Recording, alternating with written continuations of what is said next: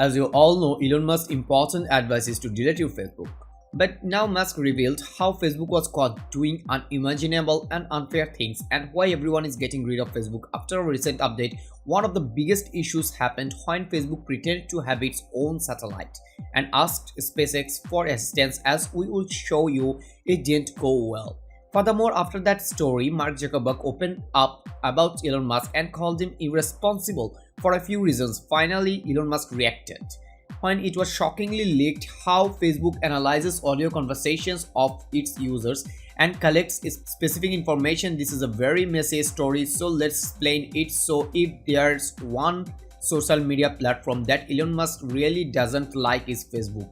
As you know, Musk removed his company's Facebook pages for both SpaceX and Tesla from the platform, so it was pretty surprising then when Facebook verified fan page of Elon Musk, mistaking it as his official page, the page which boasts 153k followers.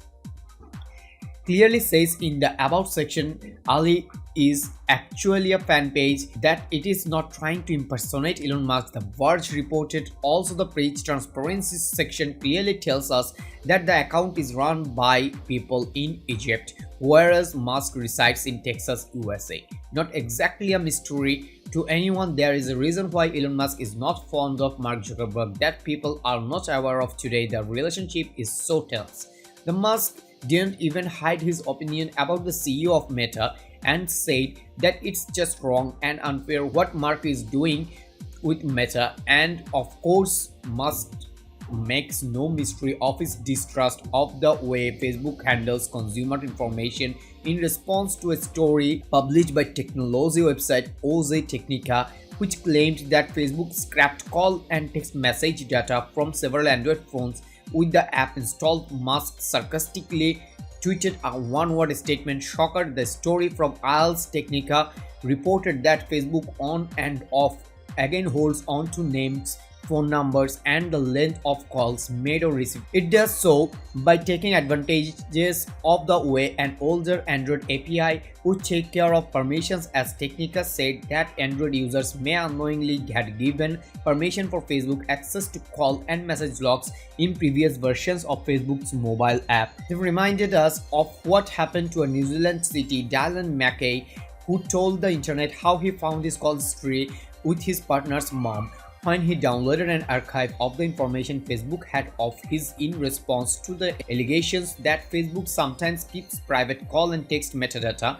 Facebook responded by posting a fact-check blog post. In the post, Facebook says it only saves and stores call and text metadata if given permission. The feature is opt-in, and Facebook says that they only store call and text metadata if the user gives the permission to do so. They also promised in their statement that user data isn't forwarded to any third parties and users are in full control of what happens with their data.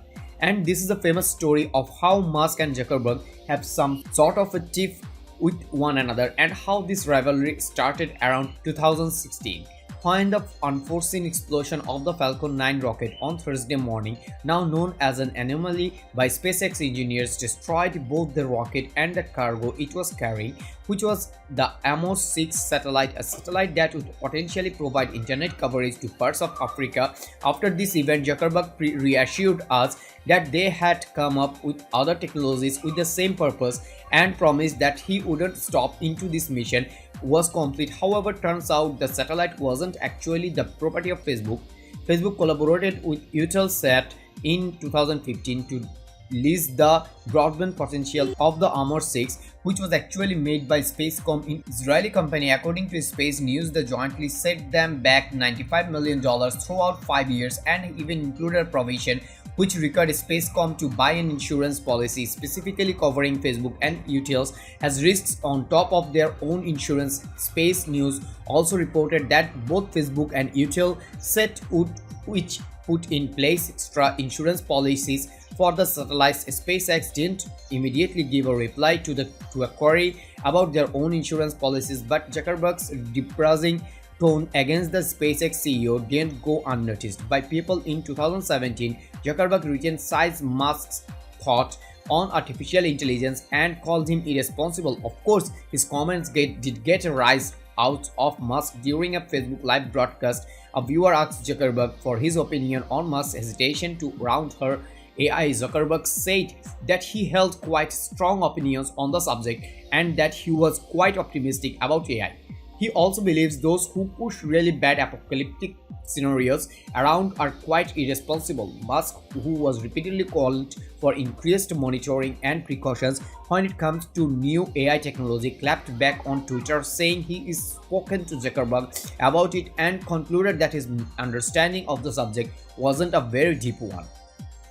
Years after that feud had concluded, and in April 2022, Musk said that he thinks Mark Zuckerberg has too much power considering how he owns vast media platforms. He has openly stated repeatedly that he plans to make it a hub of free speech. Speaking publicly at a TED conference, Musk said that he believed Zuckerberg had far too much control over public debate considering his ownership of Meta, which is the parent company of many leading social media platforms, not just Facebook but also Instagram, WhatsApp and other social media sites. Now let's take a look at Facebook's recent effort to make the platform more understandable to outsiders and how its findings inform our present seemingly infinite debate over whether you can have a social network as well as free speech. Pew Research revealed that larger majorities of Americans, Elon Musk included, hold the opinion that platforms like Facebook and Twitter is censoring posts beyond the political viewpoints expressed in them. Musk also publicly said that he would vote for the Republicans in the coming elections because he believes that the Democratic Party is highly influenced by the unions as well as class action lawyers. To further show his mistrust, Tesla also supposedly hired a peer consultancy firm to watch over their employee activities on social media, especially Facebook. When some workers attempted to create a union at the Tesla factory in Fairmont, California in 2017, Musk has been a steady opponent of union formation throughout the years. In 2017, Tesla even fired a union activist, Richard Ortiz, and in 2018, Musk tweeted a comment which was discovered to have flouted federal level laws.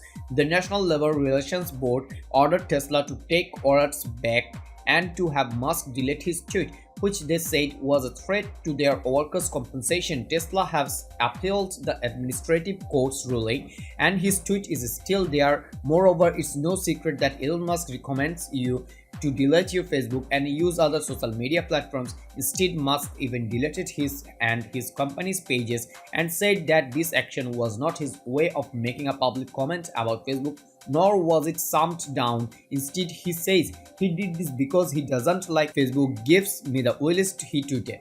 And that's it for now. Don't forget to subscribe and hit the notification bell to get notified daily.